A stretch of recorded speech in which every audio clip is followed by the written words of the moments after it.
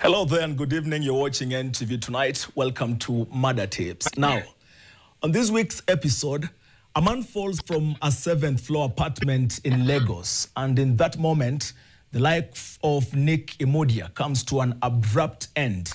Initially reported as a suspected suicide, a conclusion that might ordinarily close a case, but instead opens a series of questions that continue to follow the circumstances of his final hours.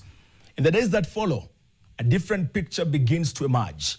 Murder Tips has now learnt that Nick's death may have involved intense personal and professional pressures now under examination by investigators here in Kenya.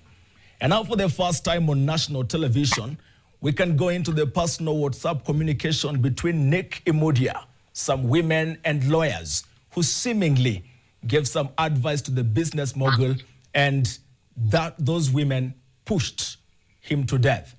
It is this communication that continues to shape the questions surrounding what may have unfolded before Nick's death. And so tonight on Murder Tips, we avoid the temptation of beginning with answers.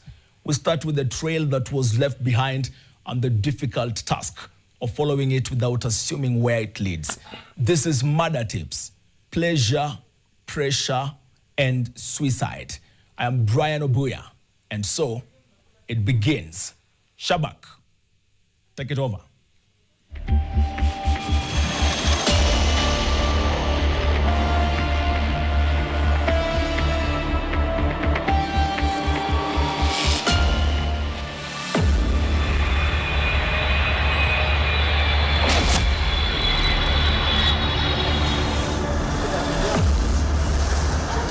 Nick Imudia arrived in Kenya already carrying the profile of a seasoned corporate operator. A man whose career had moved through some of the most demanding and competitive environments in both global and African business. Beginning with telecommunications at Nokia, where he was part of systems that shaped large-scale mobile infrastructure across African markets, and later extending into senior regional responsibilities at Alcatel. Here, he was trusted with commercial and operational leadership across complex, fast-changing territories that required both technical understanding and commercial precision. From there, his trajectory moved into the fast-evolving digital economy, where he took on a defining leadership role at Konga, stepping into executive management at a time when e-commerce in Africa was still volatile, highly competitive, yet rapidly expanding. And it was in this environment that he built a reputation for restructuring, stabilizing, and attempting to impose operational discipline on a business model that demanded both speed and financial control. By the time he transitioned into the renewable energy sector with Delight, he was already viewed as a cross-sector executive capable of moving between telecommunications infrastructure, digital marketplaces, and large-scale consumer distribution systems. And his appointment into senior leadership was seen as part of a broader push to scale energy access models across emerging markets using financing structures and distribution networks that mirrored the mobile money and telecom ecosystems he had previously operated within. In Kenya, he was therefore not arriving as a newcomer to corporate leadership, but as a man who had already navigated multiple high-pressure executive environments, trusted with restructuring businesses, managing regional operations, and delivering performance in sectors where failure margins were low and expectations were consistently high. And within that context, Imudia was perceived as a disciplined systems thinker, someone who understood how to build organizations that could scale beyond personality and operate on structure, process, and execution. It is against this backdrop of a man whose professional identity was defined by control, systems, and delivery that the later questions surrounding his final days emerge, creating a striking contrast between the image of a high-performing executive embedded in multiple layers of African enterprise transformation and the increasingly complex narrative that would follow after his death.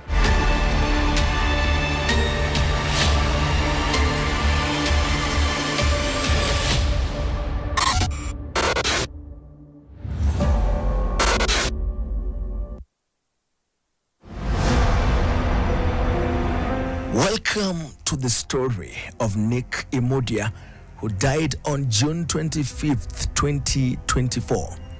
His death got many by surprise in Nigeria, Kenya, and beyond. But thus far, Murder Tips can now exclusively go into what and who actually killed Nick. Before then, it is important for me to state that in law, murder is defined as the unlawful killing of a person with malice aforethought, the clear intent to cause death or grievous harm. In this case, there is no evidence that anyone physically took the life of Nick Imudia. And we want to be clear, therefore, that we are not accusing these women of murder, but the law does not exist in a vacuum, and neither do human actions. The record before us points instead to a chain of pressure, demands, and escalating distress, forces that, while not amounting to murder in the strict legal sense, may have contributed to the circumstances in which Nick died. It raises a harder question. Beyond legal definitions, when sustained pressure pushes a man to the edge, where does responsibility truly lie? Until his demise in June of 2024, Nicholas was a CEO at Delight. He was the group CEO of Delight. So Nick came to Delight sometime in 2022, I believe October or thereabouts, and he had been working as the CEO. So when Nick came to Delight, he, of course, as any other CEO, he had some entitlements, and one of them was a personal secretary. So Nick was assigned a personal secretary, a lady who we've now come to know her as Diana Kaveza.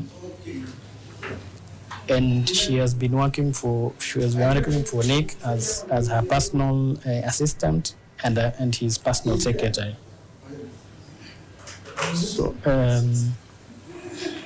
in the course of their working relationship, there appears to have developed a romantic relationship between the CEO, the late CEO, and Diana, the personal assistant.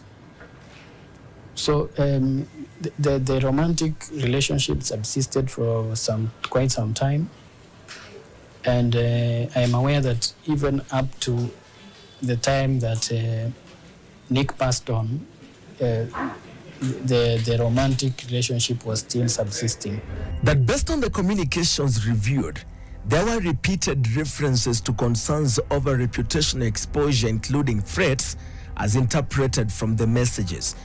That these threats related to the disclosure of private video content to third parties, including family members and professional stakeholders and executives at Delight, where Nick was the CEO, if certain demands were not met.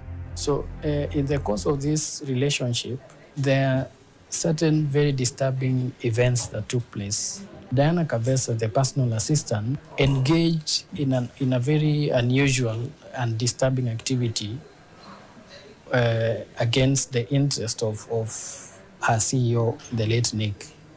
Of course, in a romantic relationship, you would expect that, when people engage in that kind of relationship, they are bound to get intimate and all that kind of stuff.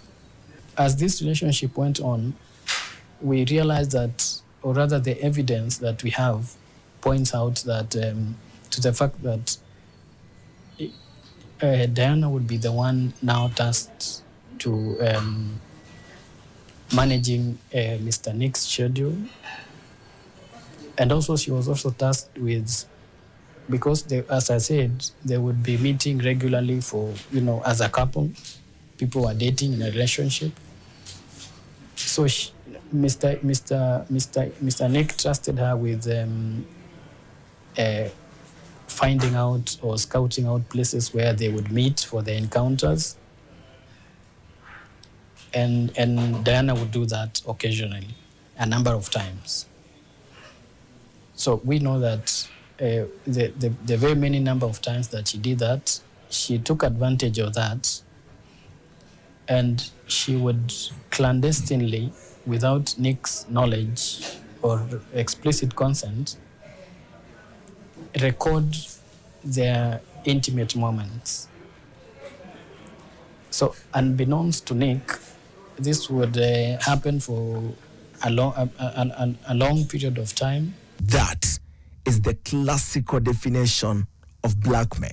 Diana would, of course, threaten to expose the CEO using this explicit content or explicit materials, the recordings. She would threaten to expose the material to the wife, to the late CEO wife. She would even sometimes threaten to expose this material to the board at Delight. Now, at this moment, allow us to go into the actual communication. And to address the concern of data privacy, these messages were retrieved from Nick Imudia's personal computer. For some unknown reason, he shared his passwords with his brother Godfrey Imudia, who resides in the United States of America, minutes before he jumped to his death. Okay. So following the death of my brother Nick, we luckily had possessions to his phones. And since we were curious to find out what happened, we found some WhatsApp messages between him and various people. And so that's what led us to this case being filed. When they now discovered that Nick had an affair with a lady at Delight who happens to be her personal assistant and secretary. Let's go straight into it.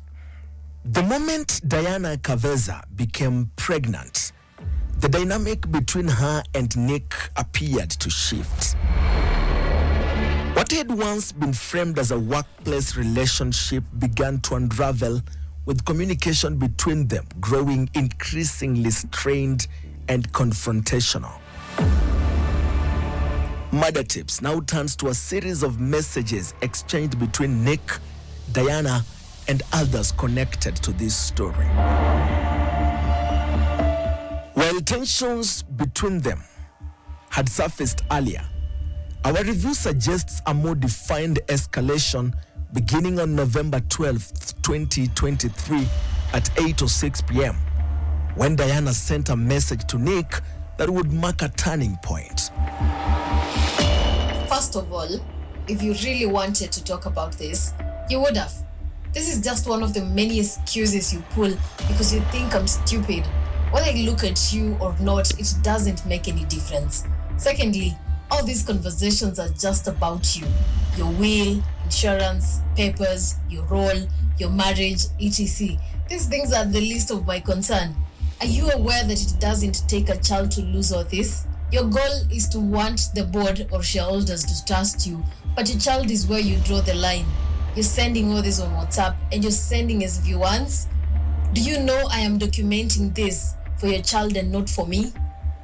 If you were honest with yourself, do you think you are someone to be trusted? Good morning. I understand. It has not been easy on my end since it's not something that I planned. I'm not worried about losing my job, but instead, family is what matters. The only thing I'm protecting is my family. Since I already betrayed them, my job is of no relevance. And that will come and go. What exactly do you want from me? Financial support or what? Nick and Diana were not in good talking terms. And as a CEO who needed to be in constant communication with his personal assistant and secretary, Nick had come up with a plan to change Diana's role from a personal assistant to a human resource support. Given that Diana herself has a background in human resource management, but Diana was not hearing any of it. I would like Belinda to hold on for me while on maternity leave, which is only 3 months away. I'll send an official email on that as well, if it's fine with you. Diana, I think this is a good idea, but I want to go further. Please send an email today unfailingly saying that you will humbly request a change of department because of the complications with your pregnancy, and also requesting the option of working from home to manage all the risks starting next week. But we'll come to the office when you can. Following a meeting held on Sunday at the hub in Karen, Nick and Diana agreed to enter into a non-disclosure agreement. According to accounts we have reviewed, Nick indicated he did not intend to take responsibility for the pregnancy and was prepared to leave Diana to make her own decision regarding it. Nick, I can't protect you more than I have. I'm hoping we can come to an agreement before April. I don't mind raising this child alone, but I also don't want to rule out the possibility of you being present for it. I've really worked so hard to be the person I am today. Please don't take me out of my character. I'm not happy that you are the father of this child, but it's a reality I will face. It's disturbing to know you make sexual advances to many women at work, and what's worse is that I'm the only one who got pregnant. I kept a record of how this started, proving that it wasn't consensual. The fact that you asked me to delete everything is the very reason I kept everything. I don't think you understand the gravity of this situation, but I'm getting tired of this. Let's meet and talk. Tomorrow? Sunday? Monday? Should be in a public place. Sure. Pick a location. Sunday? I will share the location on Sunday. I need 4 hours notice. That sounds like your problem. If you won't show up, that's fine too. Send location. I don't trust you. This is why I will share my location then. As the pressure mounted, Nick appeared increasingly overwhelmed. Murder Tips has no direct account of what transpired during that Sunday meeting, but in the messages that follow, his tone shifts markedly, suggesting a man in distress, at moments speaking with a sense of hopelessness and finality. Diana, however, seems to interpret this differently, at one point responding in a way that suggests she did not believe that Nick was serious about his emotional turmoil, even encouraging him to die as she prayed for his soul. Hi, hope you're okay. Just wanted to let you know that I had an appointment with my doctor today and I'm expecting a son. Unfortunately, only you can give him a surname according to our culture. All I want is for you to be part of his life in whichever way that feels right for you. I know the importance of having a dad based on the absence of having one, and I really don't want my kid to miss out on that. I wasn't happy with your choice of words on Sunday, but I'm hoping things will get better.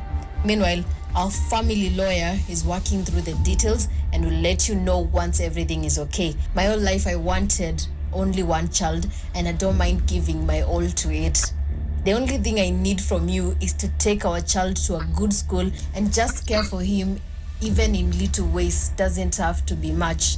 The rest I will handle. Congratulations. Why did you say it was non-consensual?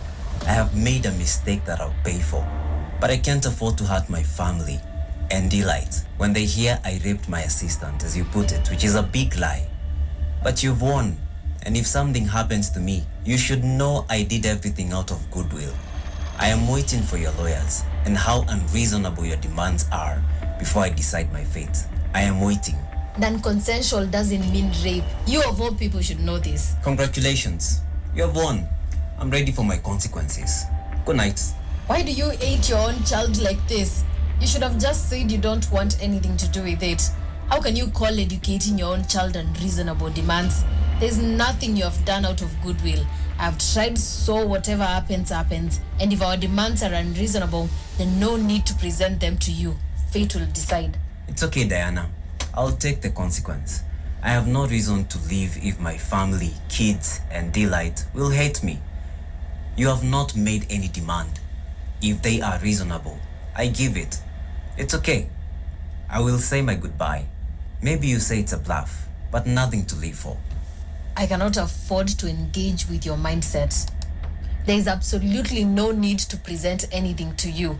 May your soul rest in peace in advance. We will have people decide for us. So me and you end here.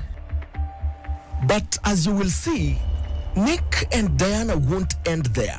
On January 20th, 2024, Diana writes, My resignation or transfer is dependent upon the agreement, but I want to politely warn you, every time you're bringing work issues into this, you're provoking me. Please have a sit down with my lawyer as soon as you can. This is the last month I am stressed because of you. If you want me to share video evidence of us, let me know. Kindly don't bully me.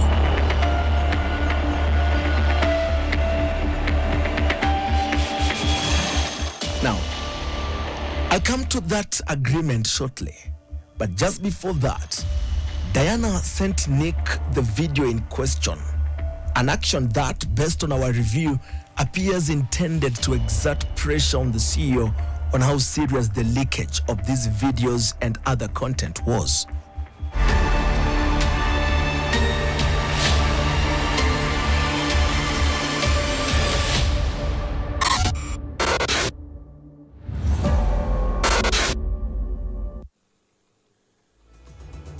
Now, as you have already seen, Murder Tips has secured exclusive access to the details of WhatsApp messages, a crucial non-disclosure agreement, and details into the investigations in Kenya. The full episode of this final episode of Season 3 will be available on our website and on the Nation app. There, you will get to hear more chats with other women and the dynamics of the investigations and the questions around it. Thanks for watching. We end it there for Season 3. See you on Season 4. This has been Murder Tips, where the truth is buried in the evidence. I am Brian Obuya. Good evening. Ben Kitili comes back in a short while with sports news. We take a short break.